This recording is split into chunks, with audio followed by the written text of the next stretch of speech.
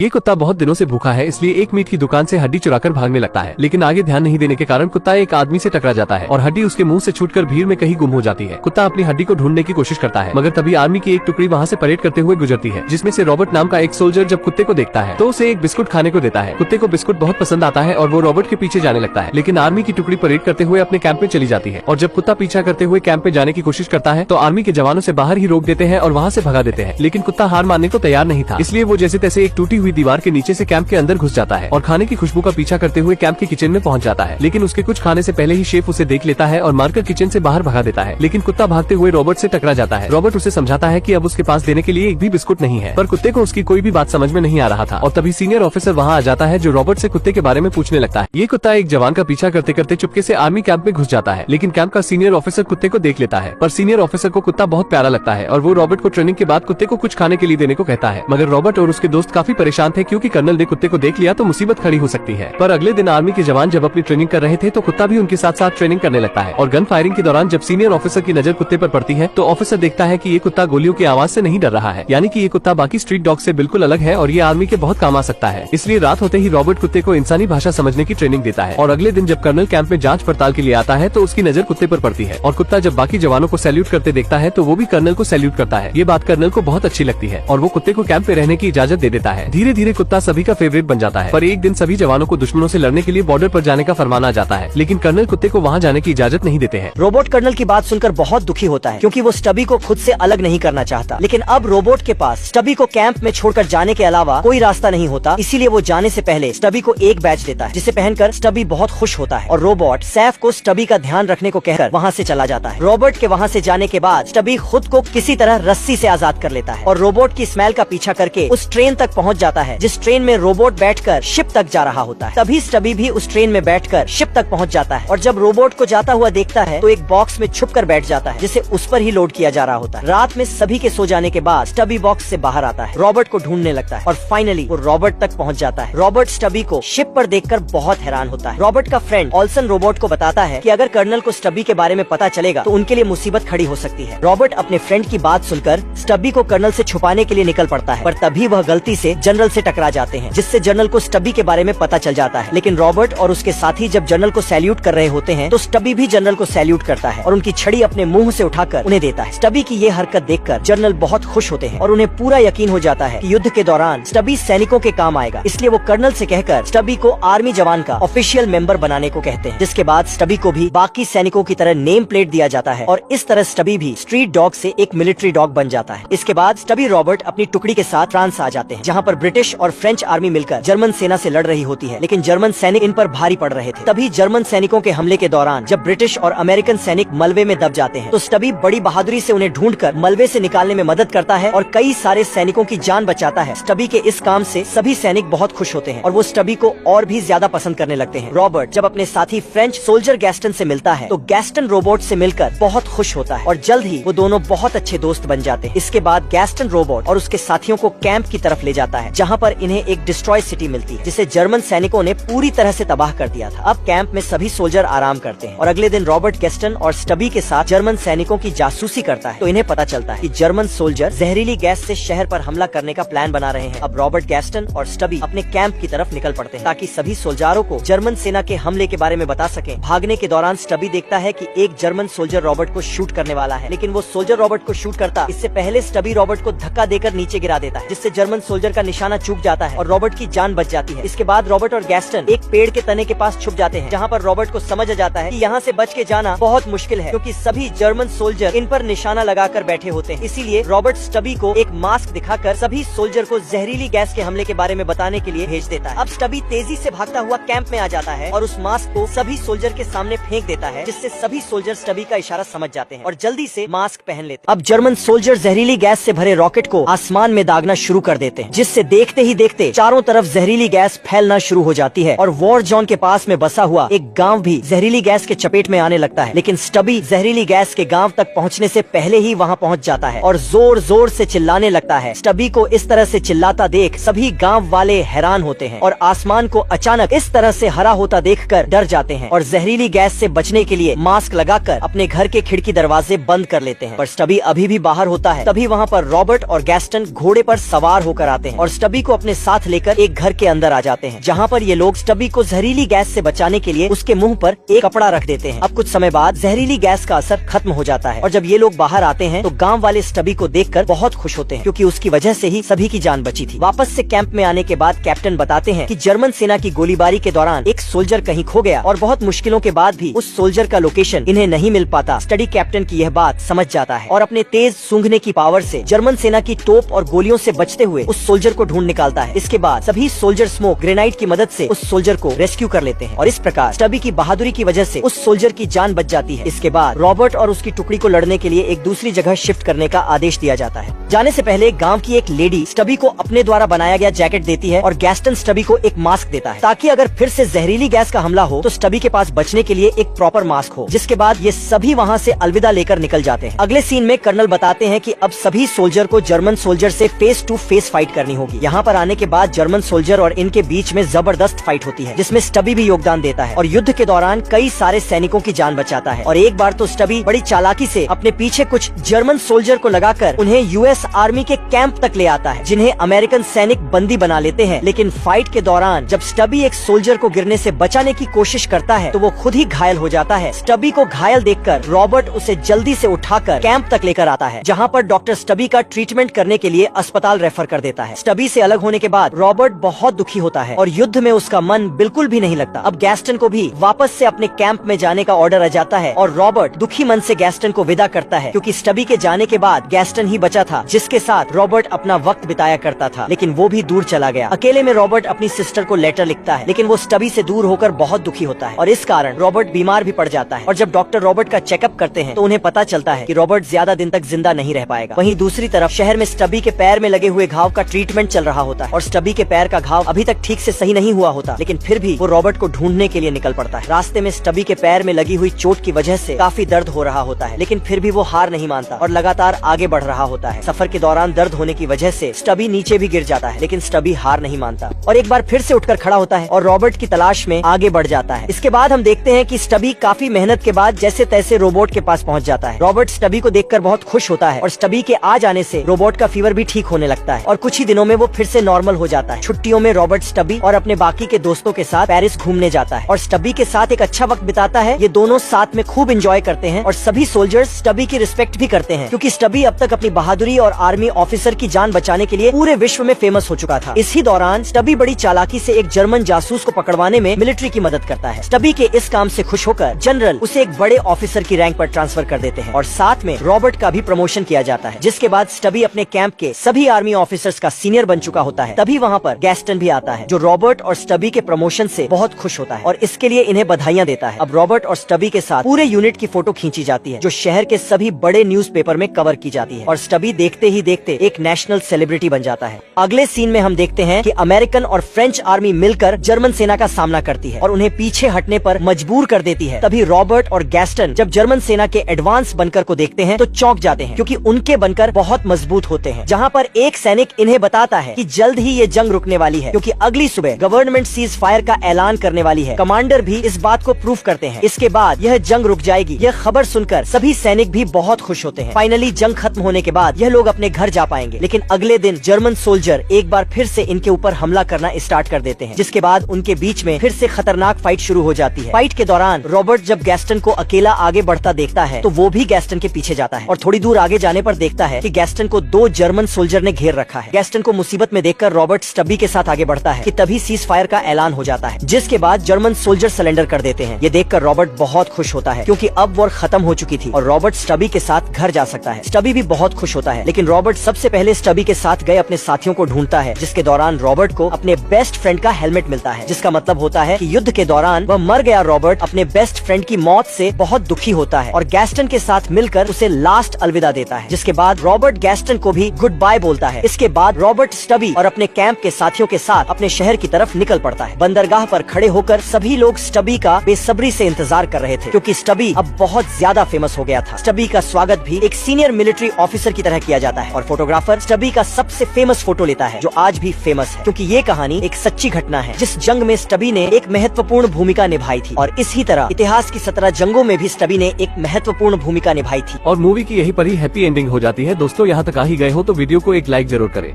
और भी ऐसी ही मूवी एक्सप्लेन वीडियो देखने के लिए चैनल को भी जरूर सब्सक्राइब करें। हम मिलेंगे आपसे बहुत ही जल्द ऐसी ही धमाकेदार वीडियो में, तब तक के लिए गुड बाय।